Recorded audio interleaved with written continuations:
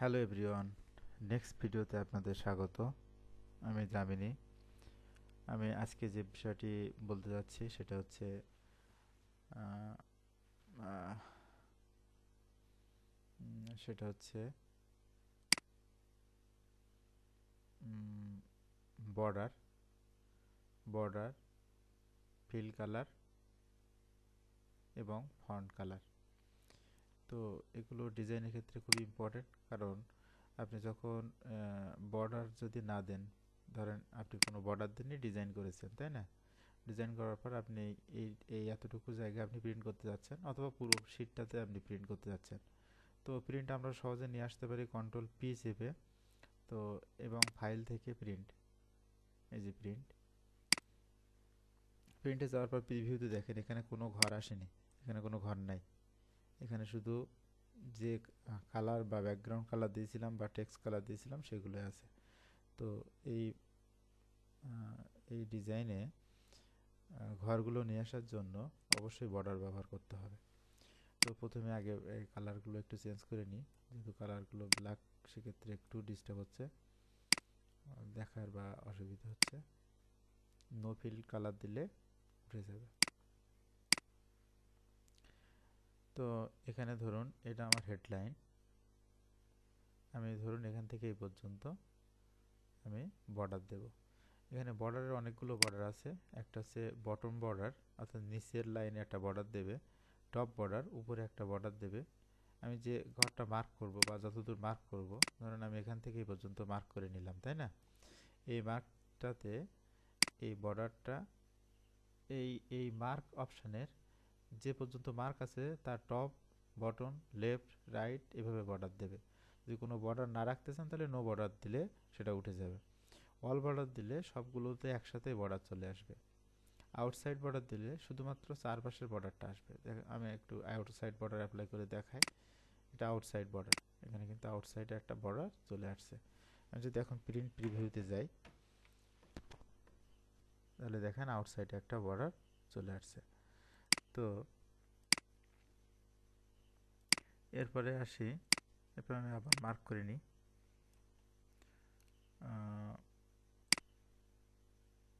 Thick border, অর্থাৎ একটা ওয়াল border দিলে সবগুলো বর্ডার চলে আসবে। থিক বর্ডার দিলে চারিপাশে একটা মোটা চওড়া বর্ডার আসবে। এবং আপনি যদি চান এখানে ডবল বর্ডারও ইউজ করতে পারেন। এই যে button double border, thick border ইত্যাদিতে অনেকগুলো বর্ডার আছে। তো আমাদের সবসময় বেশি প্রয়োজন পড়ে অল বর্ডার আর থিক বর্ডার বক্সার, এটা প্রয়োজন পড়ে। আর এছাড়াও আপনি ড্র করে নিতে পারেন, যে এঁকে নিতে পারেন বর্ডার, এখান থেকে ড্র বর্ডার, এখান থেকে draw border grid, eraser border মানে মুছে ফেলার জন্য, লাইন কালার মানে আপনি যে বর্ডারটা আসবে সেই বর্ডারের কালারের জন্য কোন কালার চয়েস করতে যাচ্ছেন। আর লাইন স্টাইল, এখানে অনেকগুলো স্টাইল আছে, সেই স্টাইলের আপনি বর্ডার দিতে পারবেন। এবং এখান থেকে মোর বর্ডার্স আরও দিতে পারবেন। তো এখানে ড্র বর্ডার কীভাবে আসে, কীভাবে দিতে হয় সেটা একটু দেখায়। ধরুন আমি এখান থেকে এই ঘর থেকে এই ঘর পর্যন্ত বর্ডার দেব। এই যে শুধু একটু মাউস ড্র্যাগ করে ছেড়ে দিলেই বর্ডার তৈরি হবে। আপনি যে যে ঘরে মাউস ড্র্যাগ করবেন শুধু সেই ঘরটাই, সেই লাইনটাই শুধু বর্ডার তৈরি হবে, অন্য বর্ডার হবে না। এটা কিছুটা টেবিলের মতো কাজ করে, মাইক্রোসফট অফিস এই টেবিলের মতো, টেবিল যেভাবে ড্র করতে হয় ঠিক সেরকম। আর এরপরে আমি যদি বর্ডারের বর্ডার যদি মুছতে চাই, তাহলে সেক্ষেত্রে এখান থেকে ইরেসার বর্ডার, এখানে ক্লিক দিলে আপনি বর্ডার মুছে নিতে পারবেন। এই যে এখানটায় মুছে নিলাম, একটা ক্লিক মারলে অথবা ড্র্যাগ করলে, লেফট ক্লিক করে ড্র্যাগ করলে মুছে যাবে। এরপরে আসি লাইন স্টাইল। আপনি কোন ধরনের স্টাইল নিতে চান?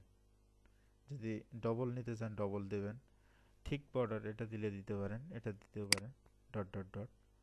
তো আমি একটু ডট দিয়ে দেখাই, এখানে এই যে ডট ডট চলে আসছে। এই ধরনের বর্ডার দিয়ে আপনি বিভিন্ন স্টাইল তৈরি করে নিতে পারবেন। আর এখানে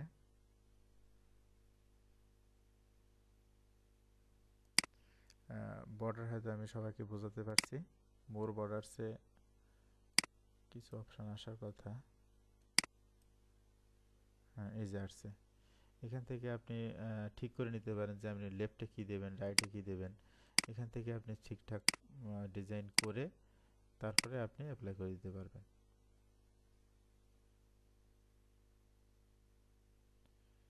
আউটলাইন ইনসাইড, মানে ইনসাইডে বর্ডার, আউটলাইন বর্ডার, নুন মানে কোনো বর্ডার না ছেড়ে নুন, ইত্যাদি ইত্যাদি করে দিতে পারেন। তো বর্ডার অবশ্য বোঝাতে পারলাম। এরপরে আসি কালার। কালারের জন্য এটা আছে ফিল্ড কালার, অর্থাৎ যে ঘর আছে ঘরের ব্যাকগ্রাউন্ডে একটা কালার তৈরি হবে। আর এরপরে আছে ফন্ট কালার। তো ফিল্ড কালারে অনেকগুলো কালার অপশান আছে। আপনারা এখান থেকে মোর কালার থেকে কালার নিতে পারেন এবং এখান থেকে সিলেক্টেড যে কোনো একটা কালার নিতে পারেন। আমি এই কালারটা নিলাম, এই ঘরের জন্য এই কালারটা অ্যাপ্লাই হলো। এই ঘরেরটা একটু আমি এই কালার চাচ্ছি, যে একটু ডিপ কালার, এই ধরনের কালার নিতে চাচ্ছি। এই যে কালার পেলাম। এবং ধরেন আমার ফেব্রুয়ারিতে কালার চলে আসছে, আমার এটা দরকার না, কালার প্রয়োজন না। এখান থেকে ওই ওই সেই যে ঘরটাতে আমি কালার ডিলিট করতে চাই সেটাতে একবার ক্লিক মেরে নেবেন, নেওয়ার পরে নো ফিল দিলে কালারটা উঠে যাবে। আপাতত এই পর্যন্ত। আর এরপরে আছে ফন্ট কালার। ফন্টেও একই সিস্টেম। আপনি যে ঘরটাতে আপনি কালার করতে চান সেই ঘরটা সিলেক্ট করে রাখবেন, অথবা মাল্টি লেভেলের ঘর যদি সিলেক্ট করতে চান তাহলে মাল্টি সিলেক্ট করবেন। এবং আপনাদের মাল্টি সিলেক্টের একটা বিষয় বলি।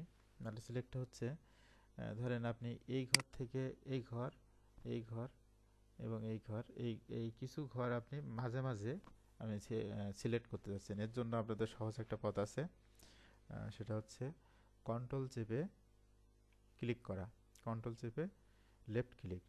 তো ধরুন আমি ফেব্রুয়ারিটা ক্লিক করে দিলাম, দিয়ে কন্ট্রোল চেপে আমি মেতে ক্লিক দিলাম, তারপরে সেপ্টেম্বরে ক্লিক দিলাম। অর্থাৎ এই তিনটে ঘর আমার কিন্তু মার্ক হলো। এবার তিনটে ঘরে আমি যা কিছু অ্যাপ্লাই করবো সেগুলো অ্যাপ্লাই হবে। তো আমি প্রথমে ফন্টের কালার এটা দিলাম, তাহলে দেখেন তিনটাই হচ্ছে। এবং আপনি যদি সম্পূর্ণ টেনে দিয়ে মার্ক করেন তাহলে সবগুলো একসাথেই মার্ক হবে, হয়ে কালার চেঞ্জ হবে। যদি কোনো কালার না চান তাহলে অটোমেটিক দিয়ে দেবেন, তাহলে আপনি আবার সেই পুরাতন ব্ল্যাক কালারে ফিরে আসবে। তো এই পর্যন্তই কালার পরিবর্তন এবং বর্ডার সম্পর্কে বললাম। নেক্সটে অ্যালাইনমেন্টের সম্পর্কে জানাবো, কিভাবে কি অ্যালাইনমেন্ট করতে হয়। ধন্যবাদ ভিডিওটি শেষ পর্যন্ত দেখার জন্য।